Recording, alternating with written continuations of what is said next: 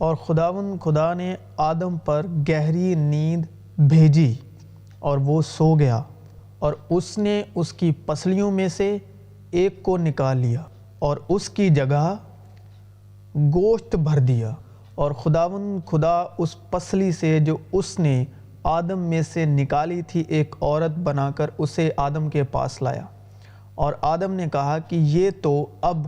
میری ہڈیوں میں سے ہڈی اور میرے گوشت میں سے گوشت ہے، اس لیے وہ ناری کہلائے گی، کیونکہ وہ نر سے نکالی گئی۔ لیکن جب انہوں نے یسوع کے پاس آ کر دیکھا کہ وہ مر چکا تو اس کی ٹانگیں نہ توڑی، مگر ان میں سے ایک سپاہی نے بھالے سے اس کی پسلی شیدی اور فی الفور اس سے خون اور پانی بہہ نکلا۔ پھر اسی دن جو ہفتے کا پہلا دن تھا، شام کے وقت، جب وہاں کے دروازے جہاں شاگرد تھے یہودیوں کے ڈر سے بند تھے، یسوع آ کر بیچ میں کھڑا ہوا اور ان سے کہا کہ تمہاری سلامتی ہو، اور یہ کہہ کر اس نے اپنے ہاتھ اور پسلی انہیں دکھائی۔ پس شاگرد خداوند کو دیکھ کر خوش ہوئے۔ یسوع نے پھر ان سے کہا، جس طرح باپ نے مجھے بھیجا ہے اسی طرح میں بھی تمہیں بھیجتا ہوں، اور یہ کہہ کر ان پر پھونکا اور ان سے کہا کہ روح القدس لو۔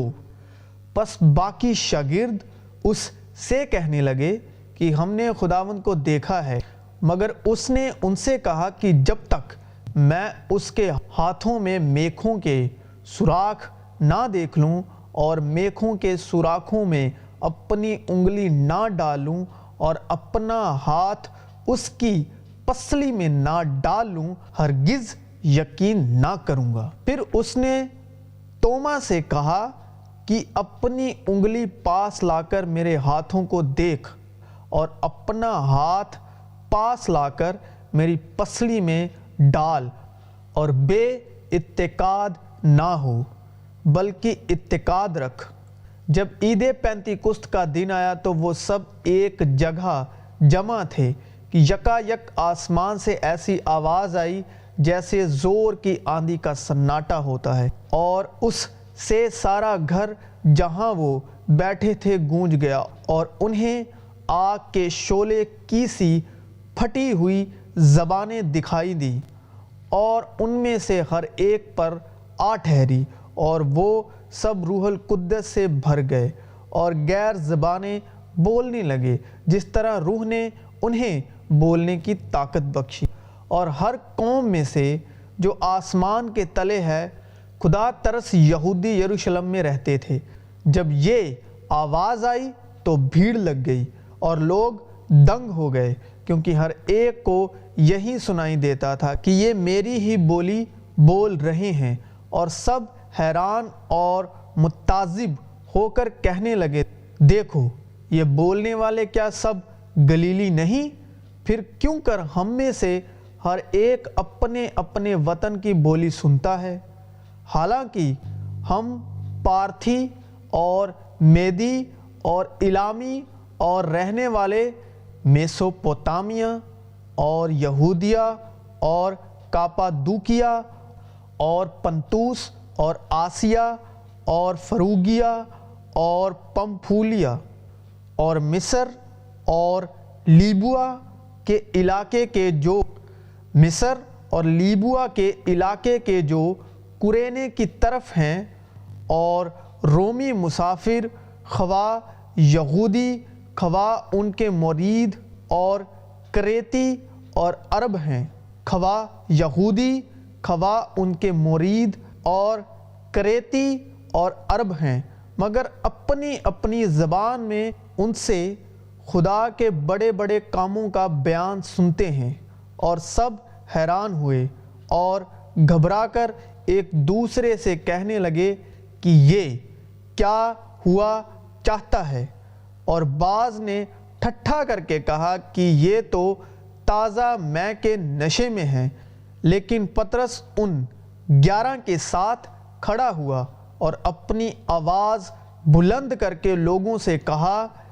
کہ اے یہودیو اور اے یروشلم کے سب رہنے والوں، یہ جان لو اور کان لگا کر میری باتیں سنو کہ جیسا تم سمجھتے ہو یہ نشے میں نہیں، کیونکہ ابھی تو پہر ہی دن چڑھا ہے، بلکہ یہ وہ بات ہے جو یوئیل نبی کی معرفت کہی گئی ہے کہ خدا فرماتا ہے کہ آخری دنوں میں ایسا ہوگا کہ میں اپنی روح میں سے ہر بشر پر ڈالوں گا، اور تمہارے بیٹے اور تمہاری بیٹیاں نبوت کریں گی، اور تمہارے جوان رویا اور تمہارے بڈھے خواب دیکھیں گے، بلکہ میں اپنے بندوں اور اپنی بندیوں پر بھی ان دنوں میں اپنی روح میں سے ڈالوں گا، اور وہ نبوت کریں گی، اور میں اوپر آسمان پر عجائب کام اور نیچے زمین پر نشانیاں یعنی خون اور آگ اور دھوئیں کا بادل دکھاؤں گا، سورج تاریک اور چاند خون ہو جائے گا، پیشتر اس سے کہ خداوند کا عظیم اور جلیل دن آئے، اور یہ ہوگا کہ جو کوئی خداوند کا نام لے گا نجات پائے گا۔ اے اسرائیلیو، یہ باتیں سنو کہ یسوع ناصری ایک شخص تھا جس کا خدا کی طرف سے ہونا تم پر ان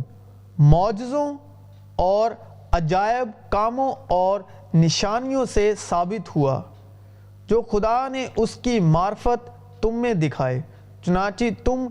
آپ ہی جانتے ہو جب وہ خدا کے مقررہ انتظام اور علم سابق کے موافق پکڑوایا گیا تو تم نے بے سہارا لوگوں کے ہاتھ سے اسے صلیب دلوا کر مار ڈالا، لیکن